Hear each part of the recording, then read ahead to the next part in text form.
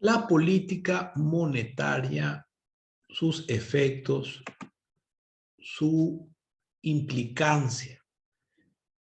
De hecho, el Banco Central busca afanosamente procurar lograr una estabilidad monetaria inyectando la liquidez suficiente dentro de las necesidades ciertamente de cada economía, pero por otro lado también buscando no llevar a un extremo ese nivel de liquidez, de lo contrario podría haberse afectado el problema inflacionario. Ciertamente mucha liquidez y quizás si esa liquidez no va apuntalado hacia el sector privado dentro de lo que son inversiones privadas públicas, eso podría generar un efecto realmente nocivo para la economía, generando déficit fiscal, devaluación del tipo de cambio, deuda externa y finalmente inflación. Entonces, es allí donde el Banco Central debe procurar estudiarlo con mucho tino como para evitar salirse de los márgenes. Eh, Hay fundamentalmente 4 medidas que viene adoptando cada Banco Central: la de encaje legal, que es de carácter más bien restrictivo, busca no digo retirar liquidez, pero tratar de evitar la liquidez masiva en la economía. Es decir, lo que alza es la tasa requerida de depósitos que los bancos tienen que mantener en el Banco Central para justamente que no se generen más créditos. Entonces, vamos a suponer que hay hoy una tasa del 10% de encaje legal y se viene la inflación, hay un problema terrible, que de hecho que hay mucha devaluación del tipo de cambio y ya hay mucha liquidez luego. Entonces el Banco Central lo que puede hacer es evitar la concesión masiva de créditos y evitar la liquidez, porque la gente de repente cuando hay ese temor de inflación y de devaluación del tipo de cambio, lo que hace es comprar dólares, por ejemplo, que es lo que le ocurrió a la Argentina. Entonces, ¿qué hace el Banco Central? Alza la tasa de encaje legal del 10%, vamos a suponer que se va al 20%. Y bueno, el banco, si le obliga a los bancos a que de sus reservas saquen un 10% y depositen en el Banco Central y lo tengan guardado ahí. Esa es y es por ley, ¿verdad? Entonces es de carácter restrictivo. Sin embargo, la operación de redescuento es de carácter expansitoria. Al revés, si hay poca liquidez, el Banco Central lo que hace es prestarle a la banca privada dinero como para que pueda circular y reactivarse la economía, ¿sí? Y finalmente, la operación de mercado abierto, el open market, que son compra o venta de bonos, sobre todo títulos de deuda, por parte del Banco Central. El Banco Central puede, por ejemplo, comprar títulos o bonos del sector privado a cambio de liquidez. Eso es para inyectar liquidez, es de carácter expansitoria. Sin embargo, si el Banco Central decide, por el contrario, vender sus títulos, es de carácter restrictivo, trata de contraer la oferta monetaria. Son algunas de las, digamos, alternativas que tiene el Banco Central y que pueden afectar a la política monetaria. Vamos a ver un poco cómo se comporta la famosa curva ISLM, que es una curva bastante noble y que nos permite ver a través de un sencillo gráfico cómo se comporta la economía en ese aspecto. Aquí yo voy a graficar cortito lo que es un eje de abscisa y ordenada, ¿sí? Acá tenemos la ordenada, tenemos la abscisa, tenemos la curva IS Y tenemos, vamos a colocar acá IS, que significa inversión ahorro. La I es de inversión, la S es de ahorro, y tenemos la curva LM. ¿Sí? Ok, aquí tenemos, y acá es lo que siempre solemos concluir, que la R le llamamos R minúscula, porcentual, es el símbolo de la tasa de interés. Y aquí, cantidad ahorrada o invertida. ¿Sí? Q, cantidad ahorrada o invertida. Es decir, ¿qué nos enseña esta curva? Que la misma tasa de interés, de los créditos, que son establecidas para los créditos, o que son establecidas para los ahorros, se generan del mismo mercado monetario, justamente con las intervenciones que acabamos de mencionar que hace el Banco Central. Por decir, ¿qué pasaría si el Banco Central decide incrementar su oferta monetaria? Voy a hacer un pequeño grafiquito acá. Aquí tenemos el punto de equilibrio. Quiero mostrar acá. Este es nuestro punto de equilibrio. Esta es la tasa de interés. Y esta es la cantidad ahorrada o invertida, ¿cierto? ¿Qué pasa si el Banco Central decide incrementar su oferta monetaria?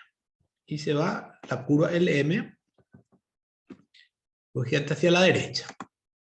Esto le llamamos LM1. ¿Qué pasaría aquí? Miremos el gráfico de vuelta. Acá está mi señalador. De esta tasa de interés que está aquí, pasaríamos a esta nueva tasa. ¿Es mayor o menor? Es menor, ¿cierto?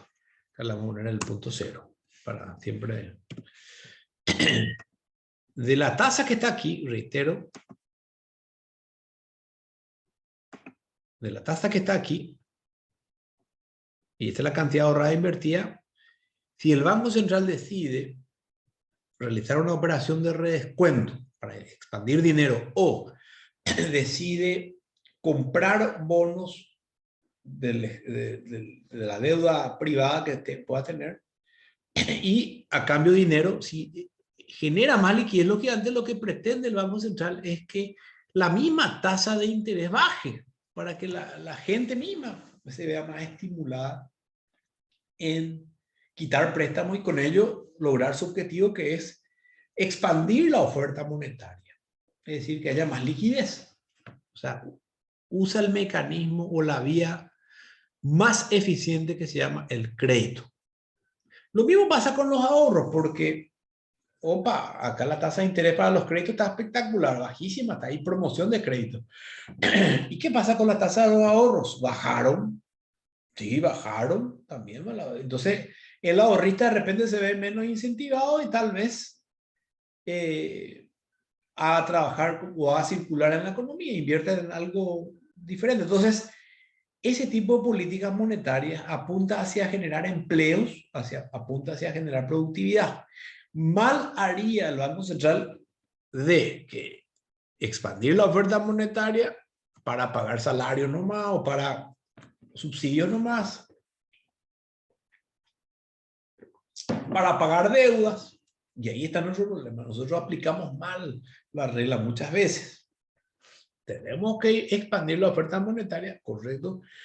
Tenemos que expandir los créditos, correcto. Pero buscando la inversión privada, no apuntando solo al consumo. Por el contrario, voy a hacer una pequeña... Voy a borrar aquí. Por el contrario, ¿qué pasaría si el Banco Central decide retirar dinero, reducir la oferta monetaria? Construyo de vuelta mi curva LM, pero se va hacia la izquierda en forma negativa.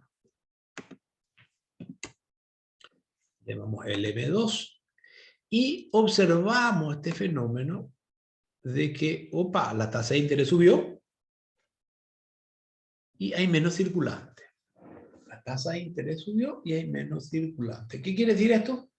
Que lo que el Banco Central acaba de hacer es efectivamente retirar liquidez del mercado. Subió, por ejemplo, el encaje legal. Eso le cuesta más dinero a los bancos, que tienen que dejar su plata a cambio de nada, sin hacerlo trabajar. Entonces, lo que les queda, tienen que subir su tasa para compensar. El ahorrista.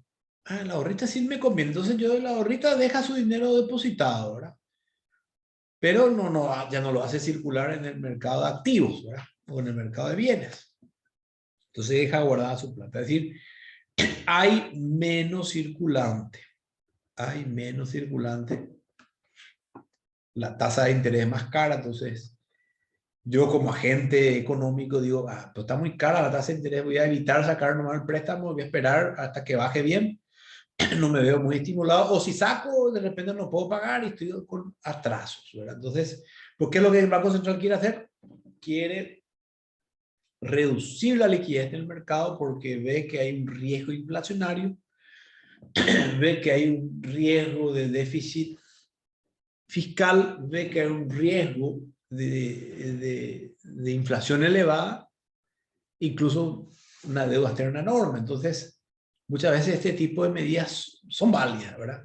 Cierto, te patea lastimosamente en contra de la generación de empleos, ¿verdad? Entonces, siempre dentro de esa vorágine se maneja la economía muchas veces, pero son medidas que la política monetaria tiene que considerar. Aquí la tasa de interés subiría y lógicamente hay menos circulante en la economía. De hecho que las principales economías del mundo buscan afanosamente dotar de mayor estabilidad dentro de los procesos económicos como principal objetivo. Esto lo enmarcaba mucho John Maynard Keynes tras la caída de la bolsa de valores de los Estados Unidos. Él revalorizó al Banco Central, a la Federal Reserve de los Estados Unidos, a los controles, a la política monetaria, revalorizó a todo lo que hace un poco a el rol del Estado en la economía y que en efecto lo que finalmente se procura afanosamente es que las políticas públicas estén alineadas al crecimiento del sector privado. Es allí donde muchas veces los modelos, yo diría, socialistas al extremo, probablemente fallan. ¿Por qué? Porque las políticas del Estado no apuntan lastimosamente a acompañar, al contrario, les persigue al sector privado, ¿verdad? Le persigue y realmente le llega a perjudicar enormemente. Cuba me ocurrió un poquito ver realmente la poca iniciativa privada debido a los estrictos controles y diferentes medidas que iban aplicando el Estado y que naturalmente desmotivaban. ISLM está, bueno, realmente en inglés, ¿verdad? Es Investment and Saving es del ahorro, Investment de la inversión, y LM es preferencia por la liquidez, ¿verdad? Liquidity Preference and Money Supply. Pero es un modelo bastante interesante que nos permite poder comprender a ciencia cierta el funcionamiento del mercado. Es decir, la LM nos muestra la oferta monetaria. La gente prefiere o no la liquidez. ¿Depende de qué? Fundamentalmente depende de la tasa de interés. ¿cierto? Si me van a pagar más por mis ahorros, no prefiero la liquidez. Si me va a costar más barato un préstamo, ahí prefiero liquidez y yo saco el préstamo. Entonces, el Banco Central lo que trata es de incidir finalmente en la tasa de interés. Y el gráfico un poco nos muestra ese comportamiento interesante que normalmente se da en la economía. La intención fundamentalmente es que la economía pueda monitorear los niveles de M0, M1 y M2. El M0 es la liquidez por excelencia. El M1 son todas las transferencias, todo lo que es dinero electrónico. Y el M2 ya son los cuasi monedas, que son activos financieros que mantiene la gente, pero ya más en función al grado un poco de liquidez, y ahí va jugando. Justamente el M2 apunta a los ahorros a plazo fijo, por ejemplo, a un año y medio, o bonos o acciones que también son de corto plazo.